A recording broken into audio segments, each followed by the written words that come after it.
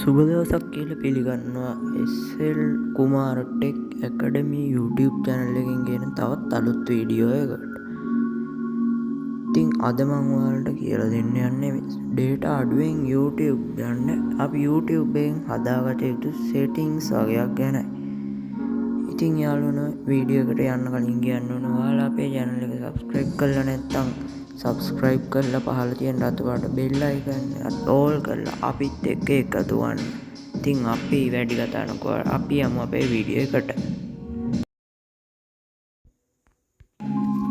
ඉස්සෙල්ලාම ඔයාලා YouTube app එක open කරගන්න. ඊට පස්සේ උඩ තියෙන රවුම උඩ එකපාරට touch කරන්න. ඊට පස්සේ ඔයාලට වෙනවා setting කියලා icon එකක්. ඒක උඩ touch කරන්න. ඊට පස්සේ උඩම තියෙනවා general කියලා icon එක. උඩ ටච් කරලා restricted mode කියලා යට තියෙනවා ඒක off කරගන්න මේ on කරගන්න තමයි ඕනේ off කරලා තියෙන. ඊට පස්සේ ඔයාලට පේනවා ඊළඟට data saving mode කියලා අන්න ඒක උඩ තියෙන කවුකාර ටච් කරලා data saving mode on කරගන්න. මෙන්න මේ ඊට පස්සේ ඔයාලා වීඩියෝ YouTube එකට අප්ලෝඩ් කරන්න කියලා නම් upload only wifi එන් ඒක අන්තිමකට කලින් තියෙන එක off කරගන්න.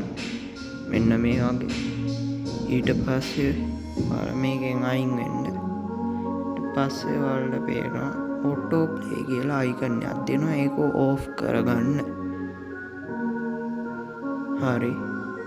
ළඟට අපි මෙන්න මේ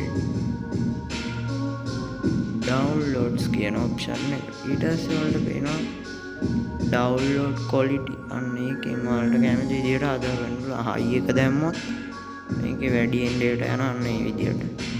පස්සේ ඔයාලට පුළුවන් මෙතනින් ඕන වීඩියෝ quality preferences කියන එකෙන් ගිහිල්ලා අඩු කරගන්න පුළුවන්. මම ඒක off කරන්නේ. ඉතින් අදට මට උච්චරේ කියලා දෙන්න තියෙනවා. ඉතින් ඔයාලා අපේ channel එක subscribe කරලා නැත්නම් පහළ තියෙන රතු පාට subscribe button එක ඔබන්න.